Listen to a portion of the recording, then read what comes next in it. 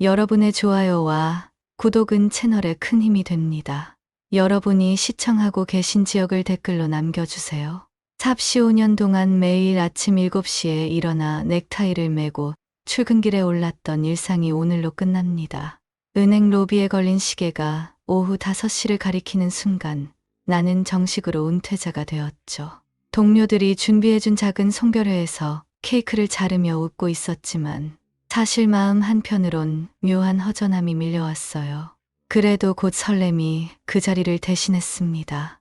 이제 정희와 함께 보낼 수 있는 시간이 무궁무진하다는 생각 때문이었죠. 부지 점장님이 성은 씨, 정말 고생 많으셨습니다. 앞으로 건강하시고 행복한 날들만 가득하시길 바라요라며 꽃다발을 건네주셨을 때 가슴이 뭉클했어요. 동료들 하나하나와 악수를 나누며 나중에 시간 되면 연락해요. 가끔 놀러 오세요. 인사를 주고받았습니다. 집으로 돌아가는 지하철 안에서 핸드폰을 꺼내 정희에게 메시지를 보냈습니다. 여보, 이제 정말 자유의 몸이야.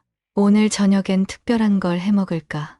답장은 금세 왔어요. 고생 많았어. 집에서 기다리고 있을게. 단순한 문장이었지만 그 안에 담긴 따뜻함을 느낄 수 있었습니다. 지하철에서 내려 집까지 걸어가는 길에 동네 풍경이 새롭게 보였어요. 그동안 급하게 지나쳤던 골목길, 작은 상점들, 공원 벤치에 앉아있는 어르신들까지 모든 게 다르게 느껴졌습니다. 이제 나도 저런 여유로운 삶을 살 수 있겠구나 하는 생각에 절로 미소가 나왔어요. 현관문을 열고 들어서니 정희가 앞치마를 두른 채 부엌에서 무언가를 준비하고 있었어요. 뭐 하는 거야?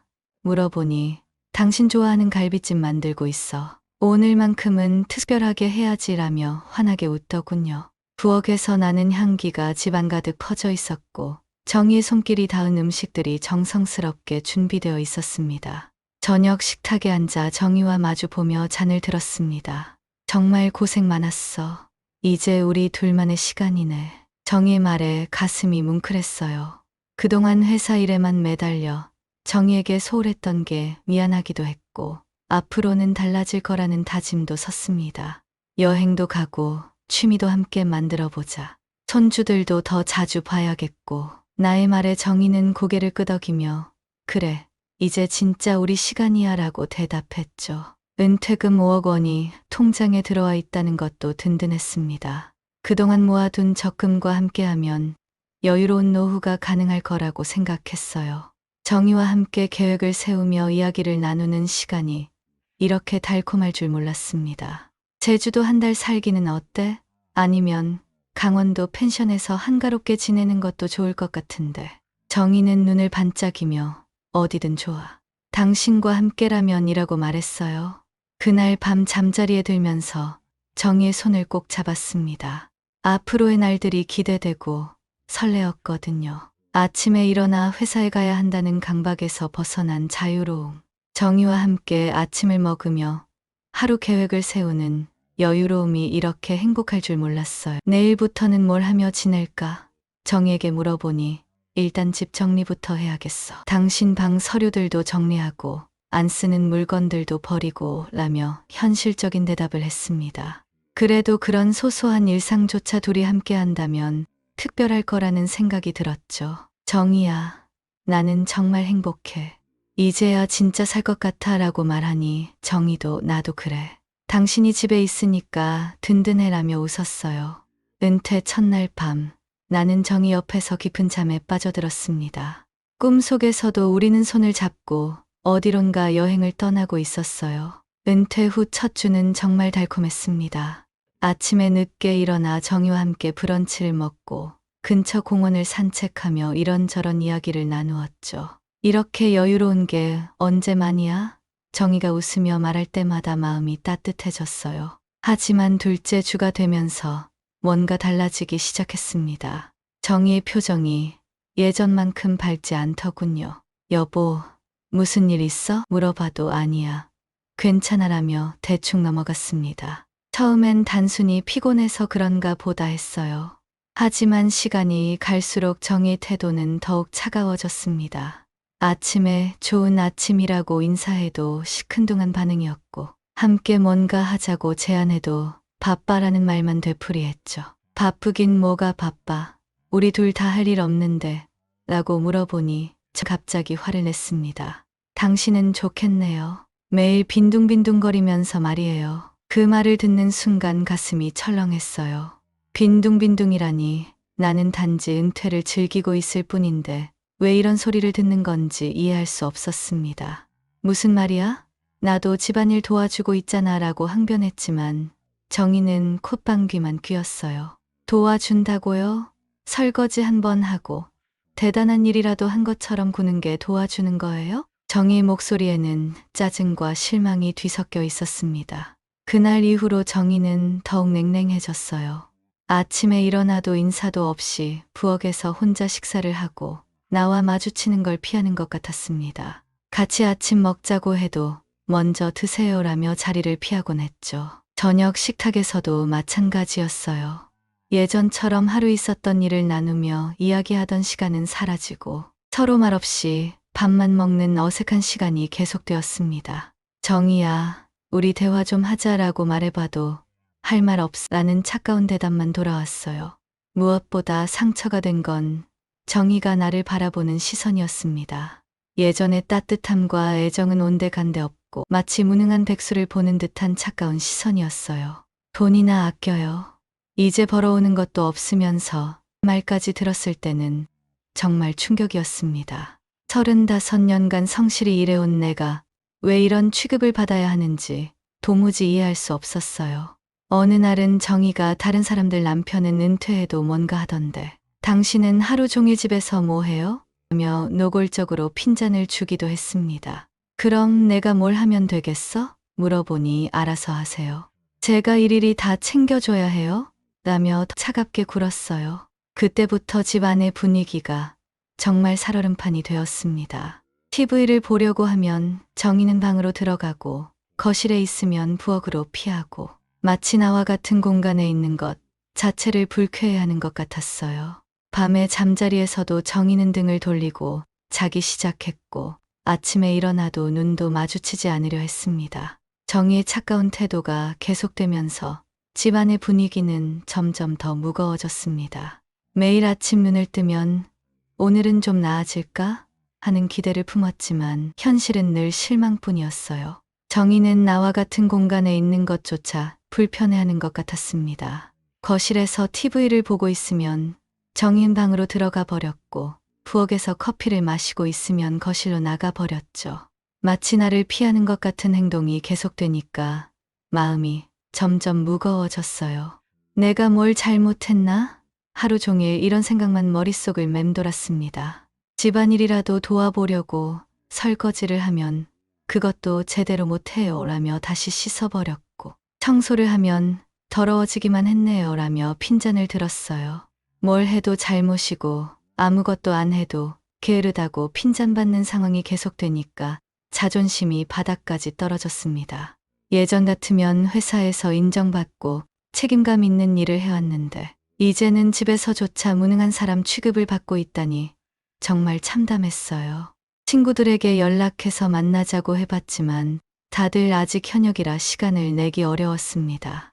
은퇴하니까 어때? 좋지? 물어보는 친구들에게 좋다고 대답하긴 했지만 속으론 전혀 그렇지 않았어요. 하루 종일 집에만 있으니 답답하고 정희는 차갑고 할 일도 별로 없고 이런 게 정말 내가 꿈꿔왔던 은퇴 생활인지 의문이 들었습니다. 밤마다 침대에 누워서 천장을 바라보며 내가 뭘 잘못한 걸까 하는 생각만 반복했어요. 정희와 결혼한 지 30년이 넘었는데 이렇게 서먹한 적은 처음이었습니다. 신혼 때도 아이들 키우느라 힘들 때도 경제적으로 어려웠을 때도 우리는 서로를 의지하며 살아왔는데 말이죠. 왜 하필 은퇴를 하고 나서 이런 일이 생긴 건지 도저히 이해할 수 없었어요. 혹시 내가 은퇴 증후군에 걸린 건 아닐까 싶어서 인터넷을 찾아보기도 했습니다. 하지만 문제는 나보다 정희에게 있는 것 같았어요. 나는 은퇴를 긍정적으로 받아들이고 새로운 생활에 적응하려고 노력하고 있거든요. 오히려 정희가 내 은퇴를 받아들이지 못하고 있는 것 같았습니다. 혹시 내가 집에 계속 있는 게 스트레스인가? 그런 생각도 들었어요. 그래서 하루는 일부러 밖에 나가서 도서관에서 시간을 보내고 늦게 집에 들어왔습니다. 하지만 정희의 태도는 여전했어요. 오히려 어디 갔다 왔어요? 하며 의심스러운 눈빛으로 쳐다보더군요. 어떨 때는 정희가 당신 때문에 우울해져요. 맨날 집에서 할 일도 없이 빈둥거리는 모습 보기 싫어요 라며 노골적으로 불만을 표현하기도 했습니다. 그런 말을 들을 때마다 가슴이 찢어지는 것 같았어요. 35년간 가족을 위해 열심히 일해왔는데 이제 와서 이런 취급을 받아야 한다니 억울하기도 하고 분하기도 했습니다. 하지만 정희와 싸우고 싶지는 않아서 꾹 참고 지냈어요. 한 달이 지나도 정희의 태도는 전혀 나아지지 않았습니다. 오히려 더 심해지는 것 같았어요. 이상한 건 정희가 외출하는 횟수가 눈에 띄게 늘어났다는 점이었습니다. 예전엔 장 보러 나가는 것 말고는 집에 있는 시간이 대부분이었는데 요즘은 이유도 모를 외출이 잦아졌어요. 어디가? 물어보면 친구 만나러라거나 볼 일 있어서라며 대충 답하고 나가버렸습니다. 구체적으로 누구를 만나는지 무슨 일이 있는지 말해주지 않았어요. 더 이상한 건 핸드폰을 볼 때의 정희 모습이었습니다. 예전엔 메시지가 와도 별 신경 안 쓰고 나중에 확인했는데 요즘은 핸드폰이 울리면 즉시 확인하고 혼자 웃기도 했어요. 그리고 내가 다가가면 재빨리 핸드폰을 엎어서 화면을 가렸습니다. 누구랑 메시지해? 물어보면 동창들이야라며 시큰둥하게 대답할 뿐이었죠. 가장 이상했던 건 통장 관리였습니다. 예전에는 가계부를 함께 보며 한 달 지출을 확인했었는데 요즘은 정희가 혼자서 모든 걸 관리한다고 했어요. 돈 관리는 내가 할게. 당신은 신경 쓰지 마라는 말이 오히려 수상했습니다. 왜 갑자기 나를 배제하려고 하는 건지 의문이 들었어요. 하루는 정희가 외출한 사이에 서재에 있는 통장을 확인해 봤습니다. 은퇴금으로 들어온 5억 원이 생각보다 많이 주어 있더군요. 한 달 생활비치고는 너무 많은 금액이 빠져나간 거였어요. 정희가 뭘 사긴 산 건가 영수증이라도 찾아보려 했지만 아무것도 찾을 수 없었습니다. 정희에게 직접 물어보고 싶었지만 몰래 통장을 확인했다고 말하기도 어려웠고 괜히 더 큰 싸움이 날까봐 망설여졌어요. 며칠 더 지켜본 결과 정희의 행동 패턴이 보이기 시작했습니다. 매주 화요일과 목요일에는 반드시 외출했고 돌아올 때마다 기분이 좋아 보였어요. 그리고 그런 날 밤에는 더욱 차갑게 굴었습니다. 마치 나와의 현실로 돌아온 걸 불쾌해하는 것 같았어요. 어느 날은 정희가 새 옷을 입고 나가는 걸 봤습니다. 언제 산 건지도 모르는 예쁜 원피스였어요. 새 옷이네? 물어보니 예전에 산 거야 라며 얼버무렸지만 분명 처음 보는 옷이었습니다. 화장도 예전보다 진하게 하고 나가더군요. 도대체 누구를 만나는 건지 왜 나에게는 말하지 않는 건지 궁금증과 불안감이 커져만 갔어요. 이런 상황이 계속되니까 나도 모르게 의심의 눈초리로 정희를 바라보게 되었습니다. 혹시 내가 모르는 다른 이유가 있는 건 아닐까 하는 생각이 들기 시작했어요. 어떤 날은 정희가 외출해서 돌아와서 피곤해요 라며 바로 방으로 들어가는데 얼굴에는 묘한 만족감이 떠 있는 것 같았습니다. 그리고 샤워를 오래 하더군요. 평소보다 훨씬 오래 말이에요. 뭔가 감추고 싶은 게 있는 것처럼 보였어요. 정희의 이런 변화가 단순히 은퇴 스트레스 때문인지 아니면 다른 이유가 있는 건지 확신이 서지 않았지만 분명한 건 뭔가 숨기고 있다는 거였습니다. 의심이 확신으로 바뀐 건 그날 오후였습니다. 정희가 평소처럼 친구 만나러 간다며 외출한 후 나는 답답한 마음에 근처 카페에라도 가서 시간을 보내려고 집을 나섰어요. 그런데 지하철역 근처에서 깜짝 놀랄 일이 벌어졌습니다. 정희가 한 남자와 함께 카페에 앉아 있는 걸 봤거든요. 처음엔 정말 친구를 만난 건가 싶었는데 두 사람의 모습이 영 이상했어요. 정희는 그 남자를 보며 환하게 웃고 있었고 남자는 정희의 손을 잡고 있었습니다. 그냥 친구 사이라면 절대 나올 수 없는 친밀한 분위기였죠. 심장이 쿵쾅거렸지만 더 가까이 가서 확인해 봐야겠다는 생각이 들었어요. 카페 창가 쪽으로 돌아가서 안을 들여다보니 두 사람은 서로를 바라보며 달콤하게 대화하고 있었습니다. 정희의 표정은 집에서 나를 볼 때와는 완전히 달랐어요. 밝고 행복해 보였습니다. 남자는 50대 중반 정도로 보였고 꽤 잘 차려입은 모습이었어요. 두 사람이 자리에서 일어나 밖으로 나오는 게 보였습니다. 나는 재빨리 근처 기둥 뒤로 숨어서 지켜봤어요. 정희와 그 남자는 팔짱을 끼고 걸어가더군요. 연인처럼 말이죠. 가슴이 내려앉는 기분이었습니다. 30년 넘게 함께 산 아내가 다른 남자와 이렇게 친밀하게 지내고 있다니 믿기지 않았어요. 두 사람을 따라가며 어디로 가는지 확인해 봤습니다. 그들은 근처 모텔로 들어갔어요. 그 순간 정말 세상이 무너지는 기분이었습니다. 더 이상 의심할 여지가 없었거든요. 정희는 분명히 그 남자와 바람을 피우고 있었습니다. 집으로 돌아가는 길이 어찌나 길게 느껴지던지요. 다리에 힘도 들어가지 않았고 머릿속은 온통 복잡했어요. 어떻게 이런 일이? 언제부터였을까? 그래서 난 그렇게 차갑게 굴었던 거구나. 온갖 생각이 머릿속을 휘저었습니다. 집에 도착해서도 한동안 현관 앞에 서 있었어요. 이제 정희와 어떻게 마주해야 할지 모르겠더군요. 거실 소파에 앉아서 멍하니 천장만 바라봤습니다. 그동안의 정희 행동들이 이제 모든 게 이해가 되었어요. 외출이 잦아진 것, 핸드폰을 숨기는 것, 새 옷을 사입는 것, 화장을 진하게 하는 것, 그리고 나에게 차갑게 구는 것까지 말이죠. 저녁 때 정희가 돌아왔습니다. 어디 갔다 왔어? 나의 질문에 정희는 친구들이랑 차 마시고 왔어 라며 거짓말을 했어요. 그 순간 정말 화가 치밀어 올랐지만 참았습니다. 섣불리 추궁하기보다는 더 확실한 증거를 잡아야겠다는 생각이 들었거든요. 그날 밤 정희는 평소보다 더 차갑게 굴었어요. 아마 그 남자와 좋은 시간을 보내고 난 후 나와의 현실로 돌아온 게 불쾌했을 거예요. 정희가 샤워를 하는 동안 나는 거실에 앉아서 생각에 잠겼습니다.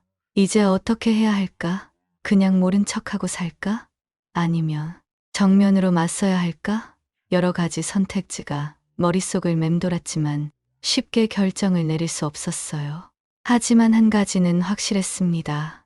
더 이상 이런 굴욕적인 상황을 참고 있을 수는 없다는 거였어요.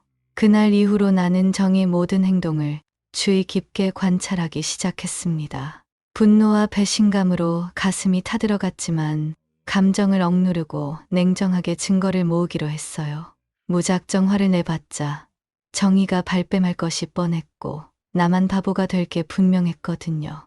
먼저 정의의 외출 패턴을 자세히 기록했습니다. 매주 화요일과 목요일 그리고 토요일 오후에는 반드시 외출했어요. 시간도 거의 비슷했습니다. 오후 2시쯤 나가서 저녁 7시경에 돌아왔죠. 다음으로는 통장 거래, 내역을 더 자세히 살펴봤어요.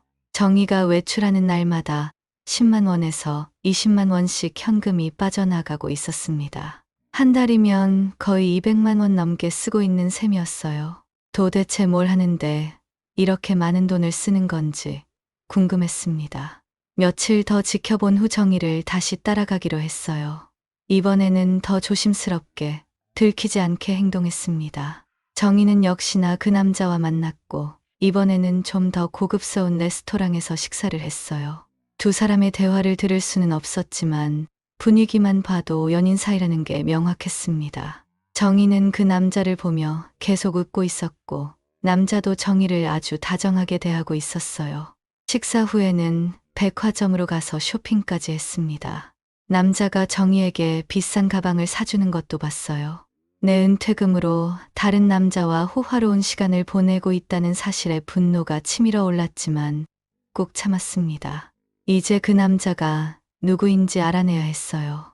며칠 더 조사한 결과 그는 정희의 대학 동창이라는 걸 알게 되었습니다. 이름은 박진수, 나이는 59세, 작은 무역회사를 운영한다고 했어요. 하지만 그의 회사는 실상 별 볼일 없는 곳이었고 오히려 빚이 더 많은 상황이었습니다. 그런데 어떻게 정희와 이렇게 호화로운 생활을 할 수 있는 걸까요? 답은 간단했어요. 내 돈을 쓰고 있었던 거죠. 분명 정희가 그 남자에게 돈을 대주고 있을 거라는 확신이 들었습니다. 이제 결정적인 증거가 필요했어요. 핸드폰 메시지를 확인할 방법을 찾아야 했습니다. 어느 날 정희가 샤워하는 사이에 핸드폰을 확인했어요. 비밀번호는 우리 결혼기념일이었습니다. 정말 아이러니했죠. 메시지 내용을 보는 순간 온몸에 소름이 돋았어요. 자기야, 오늘도 너무 행복했어. 당신 덕분에 다시 살맛이 나. 남편, 눈치 안 보고 만날 수 있는 날이 언제 올까? 이런 내용들이 가득했습니다. 더 충격적인 건 돈 관련 대화였어요. 이번 달에도 좀 빠듯할 것 같은데 걱정하지 마. 내가 뭐든 해결할게. 이런 식으로 정희가 박진수에게 돈을 대주고 있다는 걸 확인할 수 있었습니다. 이제 모든 퍼즐이 맞춰졌어요. 정희는 박진수와 바람을 피우면서 내 은퇴금을 그에게 퍼주고 있었던 겁니다. 그리고 그 죄책감 때문에 나에게 더욱 차갑게 굴고 있었던 거고요. 메시지를 더 보니 두 사람은 이미 몇 개월 전부터 이런 관계였다는 걸 알 수 있었어요. 내가 은퇴 준비로 바쁠 때부터 시작된 일이었습니다. 정말 기가 막혔어요. 내가 가족을 위해 열심히 일하는 동안 정희는 다른 남자와 바람을 피우고 있었던 거니까요. 모든 증거를 확보한 후 나는 변호사 사무실을 찾아갔습니다. 상간 소송과 이혼 소송을 동시에 진행하고 싶다고 말했어요. 변호사는 내가 가져온 증거들을 꼼꼼히 검토한 후 승소 가능성이 높다고 말해 주었습니다.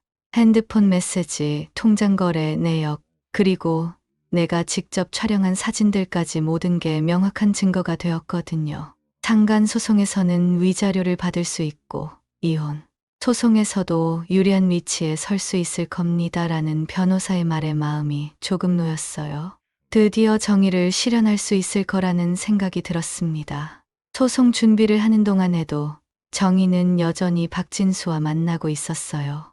이제는 더 이상 숨길 필요도 없다고 생각하는 것 같았습니다. 노골적으로 외출하고 늦게 들어와서도 미안해하지 않았어요. 오히려 나를 더욱 귀찮아하는 기색이 역력했습니다. 언제까지 집에만 있을 거예요? 뭔가 일이라도 찾아보세요라며 핀잔을 주기도 했죠. 그런 정의의 모습을 보면서 이 사람이 30년 동안 함께 살았던 내 아내가 맞나 싶었어요. 소송이 시작되었습니다. 법원에서 소장이 박진수에게 전달되었고 정의에게도 이혼 소장이 전달되었어요. 그제서야 정의는 자신의 불륜이 발각되었다는 걸 깨달았습니다. 여보, 이건 뭐야? 왜 갑자기 이런 짓을 해? 정윤 당황해서 물어봤지만 나는 차분하게 대답했어요. 이제 모든 걸 알고 있어. 박진수와의 일, 내 돈을 갖다 쓴 일까지 말이야. 정희의 얼굴이 하얗게 질렸습니다. 언제부터 알고 있었어? 한 달 전부터야. 모든 증거를 다 모았고 정희는 무릎을 꿇고 빌기 시작했어요. 잘못했어. 정말 잘못했어. 다시는 그런 일 없을 테니까 용서해줘. 하지만 이미 늦었습니다.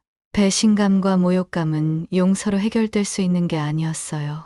30년 동안 나를 속였잖아. 내 은퇴금까지 다른 남자에게 갖다 바쳤고 이제 와서 용서를 구한다고? 법정에서의 재판 과정은 박진수에게 치명적이었습니다. 그의 무역회사는 실제로는 부실한 상태였고 정희에게서 받은 돈으로 겨우 연명하고 있었던 거였어요. 게다가 그는 기혼자였습니다. 자신의 가정도 있으면서 다른 사람의 가정을 파탄낸 거죠. 판결은 내가 예상했던 것보다 더 가혹했어요. 박진수는 2억 원의 위자료를 배상하라는 판결을 받았고 이혼 소송에서도 정의가 모든 책임을 지게 되었습니다. 박진수의 부인도 이 사실을 알게 되어 그 역시 이혼 소송을 당하게 되었어요. 사업도 망하고 가정도 파탄나고 그야말로 모든 걸 잃게 된 거였습니다. 정의도 마찬가지였어요. 재산 분할에서도 불리한 조건을 받아들여야 했고 위자료까지 물어주게 되었습니다. 재판 과정에서 정의는 계속 울면서 한순간의 실수였다. 정말 미안하다고 말했지만 이미 모든 게 끝난 상황이었어요. 판사도 불륜과 재산 유용은 단순한 실수로 치부할 수 없다며 엄중한 판결을 내렸습니다. 법정을 나서는 정의의 모습은 정말 초라했어요. 하지만 나는 조금도 동정심이 들지 않았습니다. 자업자득이었거든요. 박진수는 이미 모든 걸 잃은 상태였고 앞으로 위자료를 갚아야 하는 상황이었어요. 그의 인생이 완전히 망가진 거였습니다. 모든 법적 절차가 끝난 후 나는 새로운 삶을 시작했습니다. 정희와 함께 살았던 집을 정리하고 작은 원룸 아파트로 이사했어요. 35평 아파트에서 15평 원룸으로 줄어든 거였지만 오히려 마음이 편했습니다. 더 이상 정희의 차가운 시선을 견디지 않아도 되고 눈치 보며 살지 않아도 되니까 말이죠. 경제적으로는 어려워졌지만 그래도 박진수에게서 받은 위자료 덕분에 당분간은 버틸 수 있었어요. 하지만 나는 그냥 앉아있을 생각이 없었습니다. 구청에서 운영하는 환경미화원 일자리에 지원했어요. 나이가 있어서 망설여지긴 했지만 일해본 결과 나쁘지 않았습니다. 새벽 5시에 일어나 동네를 청소하고 쓰레기를 수거하는 일이었는데 생각보다 보람이 있었어요. 사람들이 고맙습니다. 수고하세요라고 인사해 주는 것만으로도 마음이 따뜻해졌습니다. 회사에서 일할 때는 느끼지 못했던 직접적인 감사 인사를 듣게 되니까 일에 대한 자부심도 생겼어요. 점심시간에는 동료들과 함께 식사하며 이런저런 이야기를 나누었습니다. 나보다 나이가 많은 분들도 계셨고 나와 비슷한 처지에 있는 분들도 있었어요. 인생이 원래 그런 거야. 넘어져도 다시 일어서면 되는 거지라며 격려해주는 동료들 덕분에 마음의 위안을 얻을 수 있었습니다. 저녁에는 근처 도서관에 가서 책을 읽었어요. 예전에는 바빠서 읽지 못했던 책들을 마음껏 읽을 수 있어서 좋았습니다. 특히 인생에 관한 철학서나 자기계발서를 많이 읽었는데 내 상황을 다른 관점에서 바라볼 수 있게 해주었어요. 주말에는 등산을 하거나 공원을 산책했습니다. 혼자 하는 활동이었지만 외롭지 않았어요. 오히려 자유로웠습니다. 정희와 함께 있을 때는 늘 눈치를 봐야 했고 뭘 해도 핀잔을 들을까 봐 조심스러웠는데 이제는 그런 스트레스가 없었거든요. 가끔 정희가 어떻게 지내는지 궁금하기도 했지만 연락하지는 않았어요. 박진수는 완전히 몰락했다는 소식을 들었습니다. 사업은 망했고 부인에게도 이혼당했고 빚더미에 앉아 있다고 했어요. 정희도 힘들어하고 있다는 얘기를 들었지만 동정심은 들지 않았습니다. 자신이 선택한 길의 결과니까 감당해야죠. 몇 달이 지나면서 나는 완전히 새로운 사람이 된 것 같았어요. 예전보다 건강해졌고 마음도 평화로워졌습니다. 무엇보다 거짓과 배신이 없는 진실한 삶을 살고 있다는 게 가장 큰 변화였어요. 이제 누구를 믿고 의지할 필요도 없었고 누구에게 배신당할 걸 걱정할 필요도 없었습니다. 혼자이지만 자유롭고 외롭지만 평안한 새로운 인생이 시작된 거였어요. 어느 날 아침 일찍 출근길에 나서면서 문득 생각했습니다. 이제 정말 내 인생을 살고 있구나. 비록 예전만큼 윤택하지는 않지만 이제는 거짓 없는 진실한 삶을 살고 있다는 만족감이 있었어요. 앞으로 어떤 일이 일어날지는 모르지만 더 이상 다른 사람에게 의존하지 않고 내 힘으로 살아갈 자신이 생겼습니다. 새로운 하루가 시작되고 있었어요. 이야기가 재미있으셨나요? 좋아요와 구독으로 응원해 주시면 더 많은 감동적인 이야기로 찾아뵙겠습니다. 여러분의 작은 관심이 저에게는 큰 힘이 됩니다. 감사합니다.